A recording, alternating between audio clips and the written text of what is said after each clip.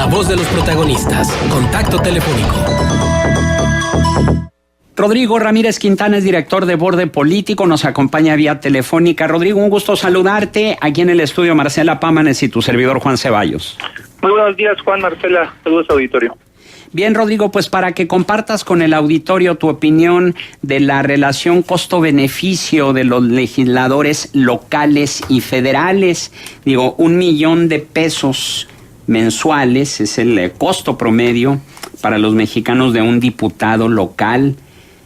Pudiera parecer mucho, pudiera parecer poco. Yo creo que eso es en función de los beneficios que da su actividad legislativa, pero ¿cómo lo observa Borde Político? Sí, totalmente. Creo que lo que primero que debemos revisar es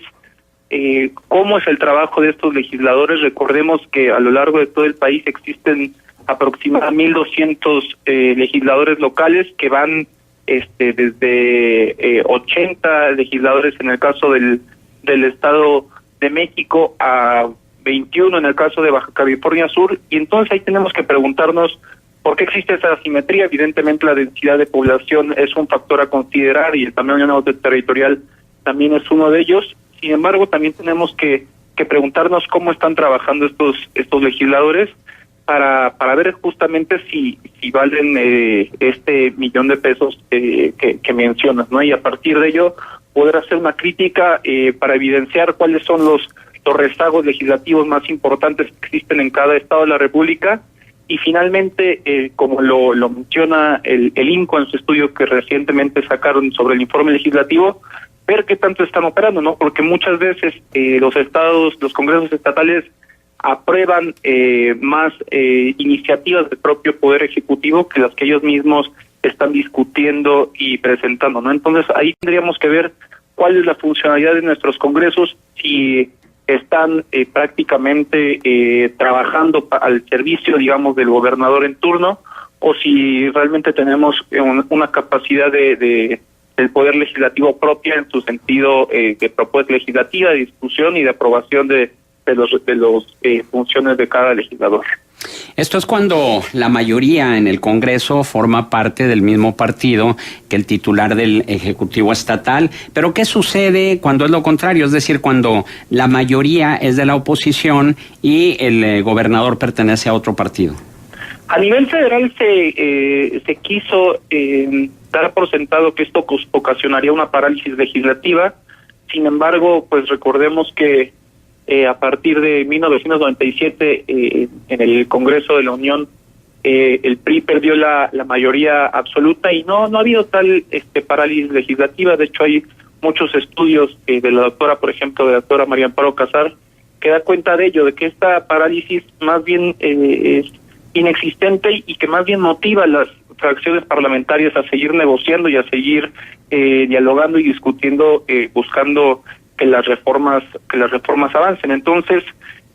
no creo que sea malo que existe esta correlación de fuerzas entre el partido gobernante del Estado de la República y el Congreso local, pues te llama a que sigamos estableciendo mayores canales de diálogo y de consenso, ¿no? Que es finalmente lo que sirve una institución legislativa en nuestro país. Sin embargo, Rodrigo, sí se dan casos como el de Durango, esto lo hemos visto aquí, que por primera vez en la historia de la entidad hubo un gobernador diferente al Partido Revolucionario Institucional, en este caso José Rosa Saizpuro Torres del Partido Acción Nacional, si bien con raíces priistas, pero ya se dio la primera discrepancia en el sentido de que la mayoría priista votó en contra de, por ejemplo, de la propuesta que hizo el gobernador panista del fiscal anticorrupción y que según los diputados panistas no había ninguna justificación, no había ninguna razón de peso para que hubieran rechazado la propuesta del gobernador. Entonces, pues el comentario generalizado fue que ellos estaban viendo más, los diputados priistas estaban viendo más en función de los intereses de su partido que en función de los intereses de la ciudadanía. Sí, yo creo que más bien este tipo de decisiones se deben de analizar desde todos los casos, ¿no? Evidentemente, el caso del fiscal en Durango, pues da mucho de qué hablar, pero creo que para cada una de las decisiones que toman nuestros legisladores debemos de pedir cuentas, de exigir cuentas, porque de lo contrario no tenemos mayor certeza de cómo están trabajando políticamente, si como bien dices, están únicamente trabajando para beneficiar sus propios intereses partidistas o personales, o si realmente están viendo por el bien del Estado, de la nación a nivel federal, ¿no? Entonces creo que debemos de entrar en una lógica de exigencia, de rendición de cuentas, porque necesitamos saber por qué toman esas decisiones, cuáles son las implicaciones de las decisiones que toman, y a partir de ello, pues empezar a valorar si están trabajando bien o mal nuestros legisladores, ¿no? Ahora, en función de los legisladores federales, también es de llamar la atención cómo se incrementan los costos del Poder Legislativo, pero muchos de esos incrementos de costos no tienen una aparente justificación, y me refiero concretamente al 43% del incremento que se dio en el gasto de asesores del año 2016 al 2017, es decir, 43% más de gasto en asesores, pero ¿de qué manera se traduce eso en una mejor labor legislativa? Sí, totalmente. Yo creo que necesitamos ver reflejado ese tipo de gastos para ver de qué manera están justificados, porque tenemos que realizar una revisión sobre el trabajo del Congreso de la Unión en los periodos ordinarios, ¿no? A ver de qué manera si están trabajando más, si están habiendo proyectos legislativos de mayor importancia, y a partir de ello ver de qué manera se está justificando este gran excedente en el destino de los recursos públicos, que finalmente es un lugar opaco, digamos, para ver de qué manera se está gastando el caso de los asesores, de los grupos parlamentarios, que aún con la Ley General de Transparencia seguimos sin tener mucha claridad de cómo se destina los recursos en las fracciones parlamentarias, como son las subvenciones ordinarias y extraordinarias, que realmente no hay mayor posibilidad de ver cómo están tratándose nuestros recursos. Evidentemente las comisiones legislativas siguen siendo lugares medianamente opacos, y que debemos de seguir buscando que estos recursos y estos órganos, digamos, del Congreso pues sean cada vez más transparentes, para ver de qué manera podemos realizar una mayor pues exigencia, como lo mencioné hace un momento, y ver de qué manera están funcionando nuestras instituciones, y los órganos legislativos locales también debe ser un lugar donde debemos atender este problema.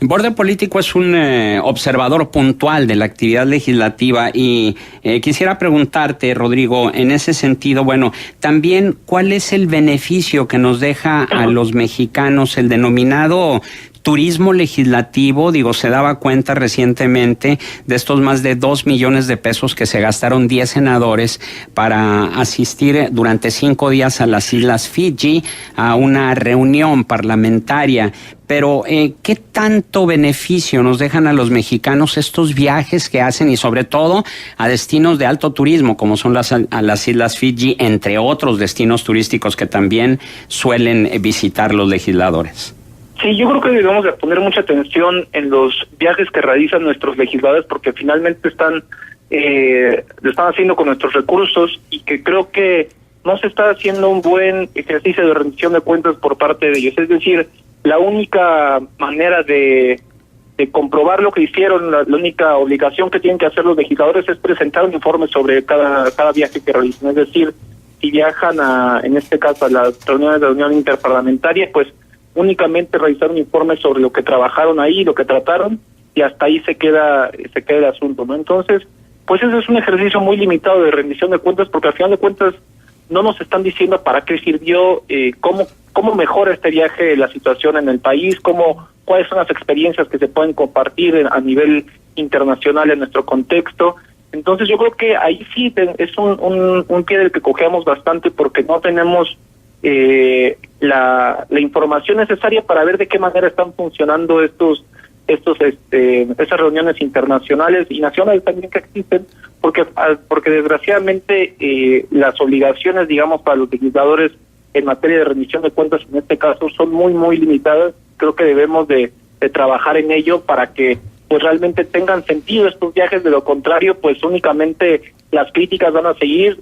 porque pues vemos que son evidentemente costos muy altos en estos en estos viajes y que desgraciadamente no vemos ningún resultado reflejado. Ajá. Rodrigo, buenos días. Te saluda Marcela Pámanes.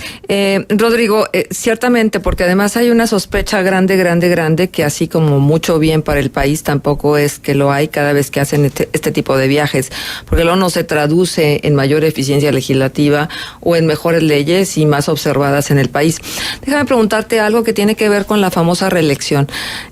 y una discusión que se ha venido sosteniendo desde mucho tiempo atrás, si realmente la reelección va a favorecer o no va a favorecer la posibilidad de que la rendición de cuentas y también el rendimiento en función de las responsabilidades que tienen los legisladores aumente. ¿Qué expectativas podríamos tener al respecto, Rodrigo? Sobre la reelección, yo creo que hay un punto a considerar que es muy importante en materia de cómo quedó la reforma política anterior, en donde menciona que la reelección tiene que ser por el mismo partido por el que fuiste presentado en la gestión en donde estás trabajando como legislador, y creo que esa es una gran limitante porque, que, por ejemplo, si yo soy un diputado del Partido Acción Nacional o del PRI o de cualquier partido político y me quiero tratar de desprender un poco de cómo trabaja mi fracción parlamentaria, estando más cercano a la ciudadanía, proponiendo cosas más innovadoras, tal vez yendo en contra de mi propio partido político, pues desgraciadamente no va a poder presentar a las elecciones para reelegirme, porque esta decisión viene por el mismo partido político por el que estoy, tratando de hacer un diferenciador. Entonces, desgraciadamente creo que aquí ata de manos, a los legisladores que tienen que más bien buscar este mecanismo de reelección con su partido político y no tanto con la ciudadanía, ¿no? Y desgraciadamente pues seguimos viendo que la distancia, entre los ciudadanos y los legisladores sigue vigente cada vez tal vez más, donde la crítica hacia la función legislativa pues es válida, pero también no entendemos cómo trabaja un legislador, quién es mi legislador, cuáles son los trabajos que está realizando, cómo está votando. Entonces creo que en este caso la reelección puede ayudar en la medida en que los legisladores puedan rendir cuentas de cara a la ciudadanía, y creo que no estamos logrando eso. No creo que los legisladores en este caso siguen enfocados, en su trabajo particular, en su beneficio particular, y creo que están dejando a la ciudadanía ausente en todo este debate de la representación política, de la rendición de cuentas. Y al final de cuentas creo que es lo más perjudicial, porque muchos tenemos esperanzas en la reelección legislativa, pero creo que debemos de hacer un cambio en la forma de hacer política, ¿no? Y creo que no se está dando, al menos en esta legislatura, en el caso del Congreso de Unión, y creo que a partir de ello debemos empezar a ver de qué manera estamos haciendo política en nuestro país, porque así como van las cosas, yo no veo a legisladores que por su propia cuenta estén dando un extra, en fortalecer la vinculación con la ciudadanía a partir de su trabajo como legislador. La falta de representatividad sigue siendo uno de los graves problemas, pero también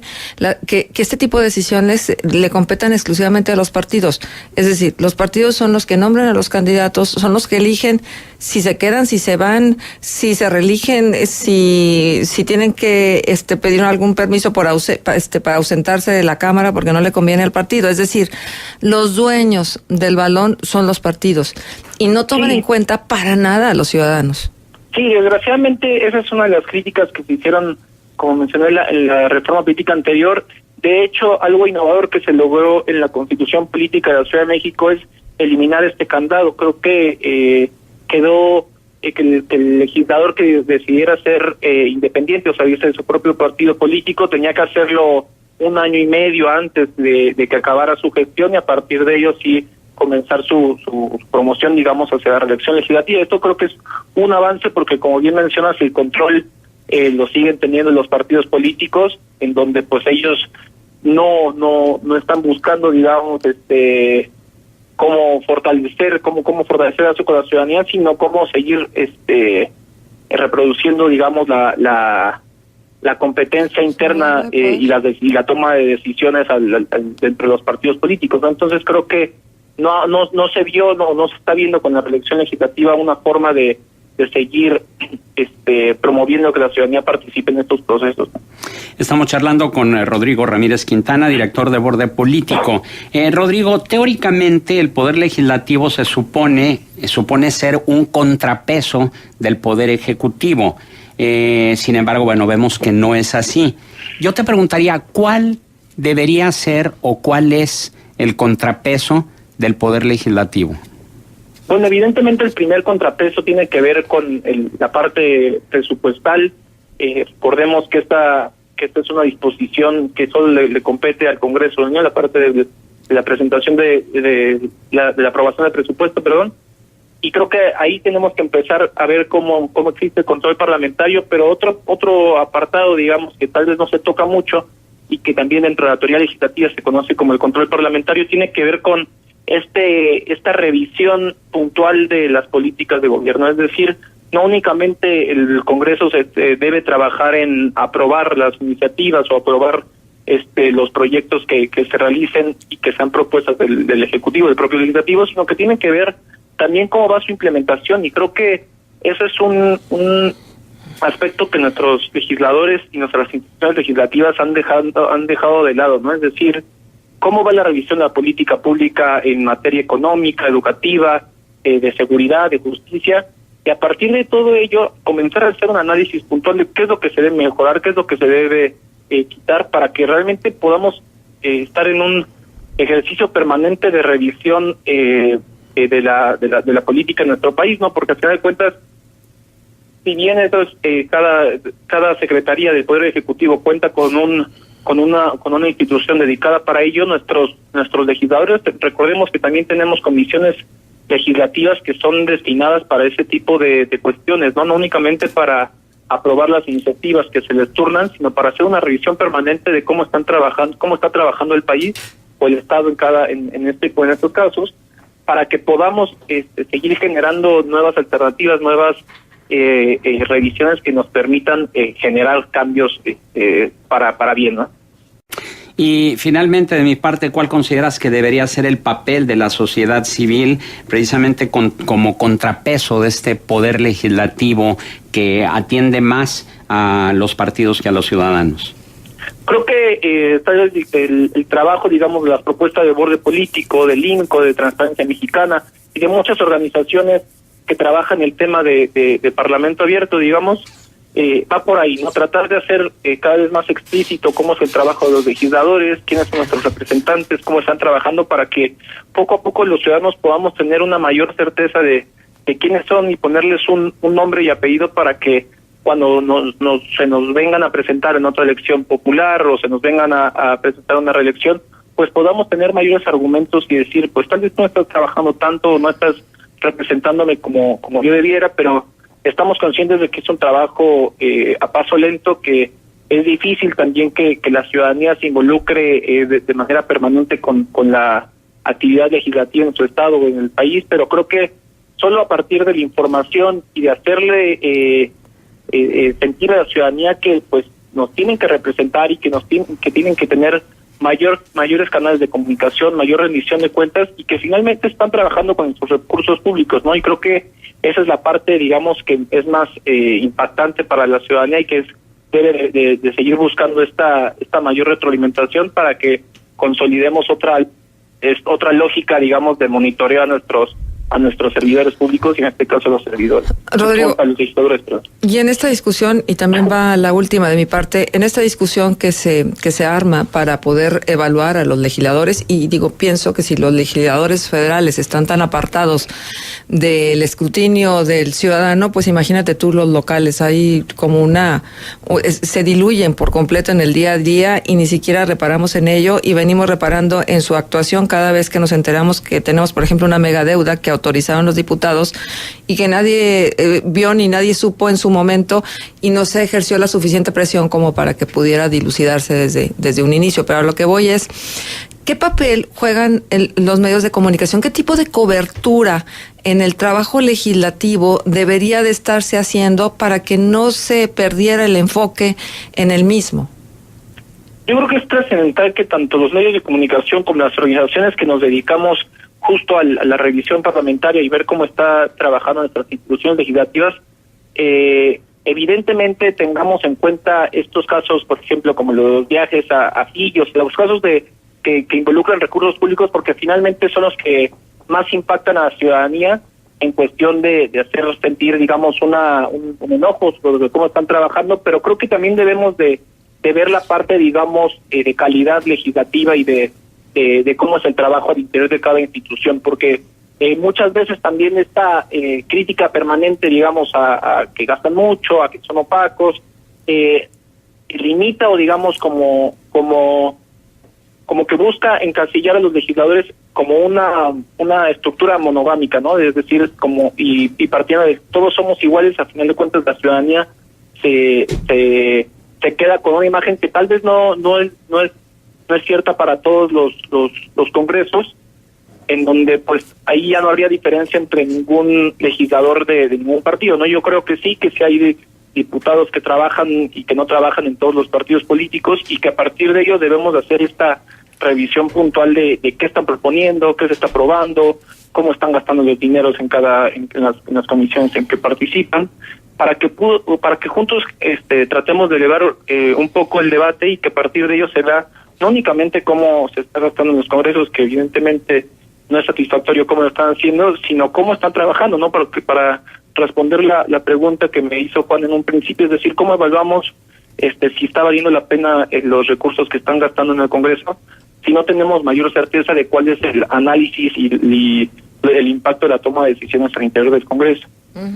Claudio Ramos se comunica, Radio Escucha, dice: felicidades al invitado, lo ha dicho con toda claridad cuál es la patraña que significa el poder legislativo en nuestro país. Rodrigo, si quisieras compartir con el auditorio la página de Borde Político para que la visiten. Sí, muchas gracias. Ahorita la página es www.borde.mx, y ahorita justamente estamos trabajando en la presentación de una nueva calificación para medir a los legisladores. Como ya saben ustedes, Borde busca medir cuál es el impacto y darle una calificación a todos nuestros representantes populares a nivel federal, y próximamente lo estaremos haciendo en el caso de Puebla, Jalisco y la Ciudad de México. Entonces, se trata de una nueva calificación que busca tener mayores criterios, tanto cuantitativos como cualitativos, para que podamos tener mayor certeza de quiénes son nuestros legisladores. Excelente, ya lo estaremos charlando más adelante, Rodrigo. Muchas gracias.